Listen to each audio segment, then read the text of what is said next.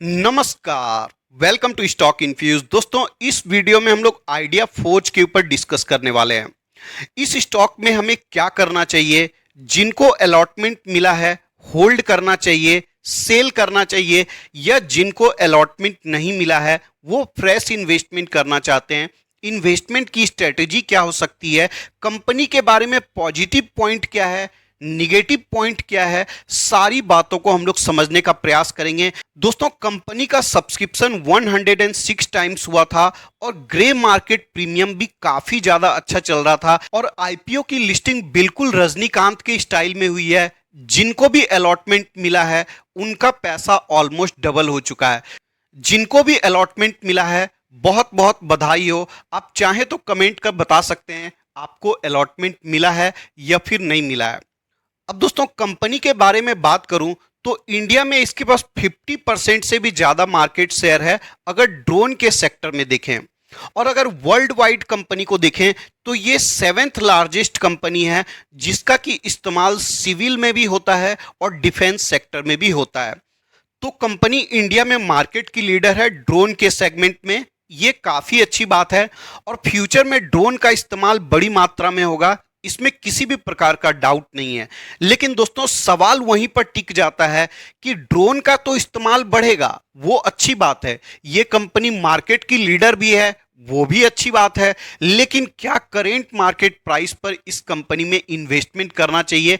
अगर इन्वेस्टमेंट करते हैं तो रिटर्न कैसा निकल कर आ सकता है? उसके लिए अगर सबसे पहले हम लोग कंपनी के थोड़ा सा फंडामेंटल्स को देखने जाएंगे कि कंपनी का रेवेन्यू किस प्रकार बढ़ रहा है, तो आप देखिए 16 करोड़ का रेवेन्यू था, 36 करोड़ का होता है। उसके बाद देखिए 161 करोड़ का पहुंच जाता है, FY23 में 196 करोड़ का पहुंच चुका है। तो रेवेन्यू ग्रोथ बहुत ही कमाल का है। अगर नेट प्रॉफिट को देखने जाएंगे, कंपनी को 13 करोड़ का लॉस होता है, फिर 14 करोड़ का लॉस होता है। कंपनी लॉस से सीधा 44 करोड़ प्रॉफिट में आ जाती है। उसके बाद कंपनी का प्रॉफिट 31.99 करोड़ निकल कर आता है। तो कंपनी का प्रॉफिट भी बढ़ रहा है और कंपनी का रेवेन्यू भी बढ़ता हुआ नजर आ रहा है। अब दोस्तों, अगर कंपनी के प्राइस टू अर्निंग रेशियो को देखें, जिस प्राइस पर कंपनी आईपीओ लेकर आई थी उस प्राइस पर कंपनी का प्राइस टू अर्निंग रेशियो 87.5 था और लिस्टिंग के बाद प्राइस टू अर्निंग रेशियो कितना हो चुका है? ऑलमोस्ट 170 का प्राइस टू अर्निंग रेशियो हो चुका है। अगर आरओई को देखें तो ठीक ठाक नजर आता है, आरओसी भी ठीक ठाक नजर आता है। डेट टू इक्विटी देखें तो ये भी कंट्रोल में नजर आता है 0.27% का। तो इसमें भी बहुत ज्यादा प्रॉब्लम देखने को नहीं मिलती है। लेकिन दोस्तों, जो बहुत सारे एक्सपर्ट जिस बात को मिस कर दे रहे हैं और जो कि एक बहुत ही इंपॉर्टेंट पॉइंट है, अगर कंपनी के टोटल इशू साइज को देखें तो 567 करोड़ का इशू का साइज था और अगर 567 करोड़ में फ्रेश इशू को देखें तो मात्र 240 करोड़ का था और ऑफर फॉर सेल को देखें तो 327 करोड़ का ऑफर फॉर सेल था। अब दोस्तों, ऑफर फॉर सेल और फ्रेश इशू में अंतर को समझिएगा, आगे भी आपके काम आएगा। दोस्तों, जब भी कोई कंपनी आईपीओ लेकर आती है और फ्रेश इशू करती है तो जो भी पैसा कंपनी को मिलता है वो कंपनी के ग्रोथ में जाता है, कंपनी के अकाउंट में जाता है। मतलब जो भी इन्वेस्टर हैं जिनको भी आईपीओ लगेगा उनके अकाउंट में ही इनडायरेक्टली आता है।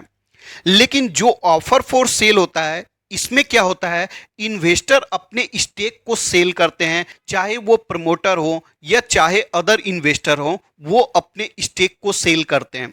तो इस जगह में क्या देखने को मिलता है, जो फ्रेश इशू का साइज है वो छोटा है और जो ऑफर फॉर सेल का साइज है ये ज्यादा बड़ा नजर आता है। ये जो 240 करोड़ रुपीज है यही कंपनी के अकाउंट में जाने वाला है।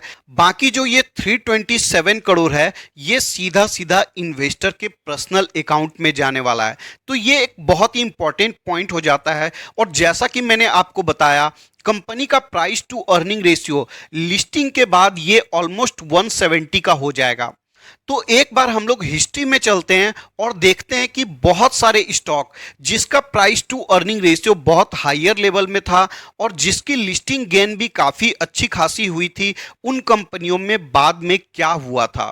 तो चलिए रिसेंट का एग्जाम्पल लेते हैं, बहुत ज्यादा पुराना एग्जाम्पल हम लोग नहीं लेंगे। तो चलिए सबसे पहले हम लोग कैंपस के स्टॉक से शुरू करते हैं। अब दोस्तों कंपनी की लिस्टिंग बहुत ज़्यादा हाई पर नहीं हुई थी, लेकिन लिस्टिंग के बाद स्टॉक काफ़ी तेज़ी से भागा था और 600 रुपीज़ तक चले गया था। और दोस्तों जिस समय कंपनी की लिस्टिंग होती है, मार्केट का जो माहौल था बहुत ज़्यादा अच्छा नहीं था, डाउन ट्रेंड में थी मार्केट या फिर कंसोलिडेशन के फेज में थी मार्केट, तो उस समय इतना ज़्यादा लिस्टिंग गेन का आशा नहीं किया जा सकता था। लेकिन देखिए स्टॉक 600 रुपीज़ तक जाता है और करेंट मार्केट प्राइस कितना है, मात्र 319 रुपीज़। तो ऊपर से स्टॉक 50% तक टूट चुका है, ये बात हमें ध्यान में रखनी चाहिए। चलिए आगे एक और एग्जाम्पल को देखते हैं, तत्व चिंतन फार्मा। अब दोस्तों कंपनी की लिस्टिंग बम्पर हुई थी, इस कंपनी में भी 90% के आसपास लिस्टिंग गेन हुआ था। स्टॉक का प्राइस कितने पर लिस्ट होता है, 2267 रुपीज पर, और करेंट मार्केट प्राइस कितना है, 1791 रुपीज। तो आप देख सकते हैं लिस्टिंग 2200 रुपीज पर होती है और करेंट मार्केट प्राइस 1800 रुपीज के आसपास है। ऑलमोस्ट कंपनी को लिस्ट हुए 2 साल हो चुके हैं। अब दोस्तों एक और एग्जांपल को देखते हैं, क्लीन साइंस। अब दोस्तों इस कंपनी की लिस्टिंग भी जबरदस्त होती है, ऑलमोस्ट 80% लिस्टिंग गेन कंपनी ने प्रोवाइड किया था। लिस्टिंग होती है 1635 रुपीज पर, उसके बाद भी स्टॉक काफी तेजी से भागता है, लेकिन करेंट मार्केट प्राइस देखिए कितने पर है, 1362 रुपीज पर है। अब दोस्तों ऐसा तीनों स्टॉक में क्यों हुआ है, क्योंकि दोस्तों जब कंपनी का प्राइस टू अर्निंग रेशियो या वैल्यूएशन बोल सकते हैं कंट्रोल से बाहर चले जाता है, तो मार्केट उस स्टॉक को पनिश करती है, स्टॉक का प्राइस गिरता है, जिससे कि वैल्यूएशन कंट्रोल में आता है। क्योंकि दोस्तों मार्केट में चीज का प्राइस शॉर्ट टर्म में बहुत ज्यादा ऊपर जा सकता है, जैसे अभी टमाटर का भाव देख सकते हैं, लेकिन कभी कभी 10 रुपये किलो भी टमाटर मिलता है, 5 रुपये भी किलो मिलता है।